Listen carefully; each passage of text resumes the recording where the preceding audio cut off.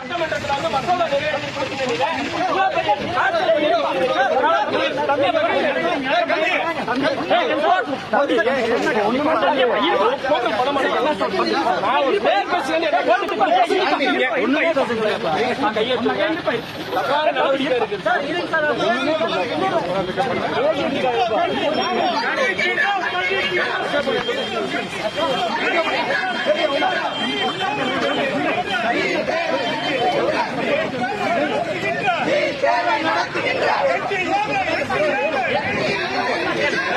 தப்பா இருக்கு சார்.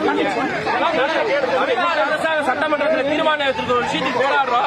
அந்த பிள்ளை நீங்க காலையில் நடத்துற நேரத்துக்கு யாரும் நீட் தேர்வுக்கான மசோதாவை 2 முறை சட்டப்பேரவையில் திமுக அரசும் 1 முறை அதிமுக அரசும் நிறைவேற்றியிருந்த பின்னணியில ஒன்றிய அரசு அதற்கு நிராகரித்திருக்கக்கூடிய இந்த வேலையில் நடக்கக்கூடிய இந்த நீட் தேர்வுல நாம ஏற்கனவே என்டிஏ பல முறைகேடுகளை இந்த நீட் தேர்வுல பண்ணிருக்காங்க. கிட்டத்தட்ட 480 கோடி ரூபாய் கொஸ்டின் பேப்பர் லீக்ல ஊழல் செய்திருக்கக்கூடிய என்டிஏ தமிழகத்தில் இருக்கக்கூடிய மாணவர்களை மட்டும் தேர்வு நேரங்களில் அச்சுறுத்தக்கூடிய வேலையை தொடர்ச்சியா செய்யறாங்க. பெண்களுடைய ஆடையில பட்டன் இருக்கு சொல்லி பட்டனை அறுத்தறியறது, தாலியை கலட்ட சொல்வது, மெட்டியை கலட்ட சொல்வது, உள்ளாடைகள் இல்லாம பனியை போட்டு வர சொல்றது என்கின்ற மனித விரோத செயல்களில் தேர்வு நடத்தை விதிகள் என்கின்ற பெயரில் தமிழக மாணவர்களை தேர்வை காட்டி அச்சுறுத்தக்கூடிய வேலையை இந்த என்டிஏ பண்ணுது.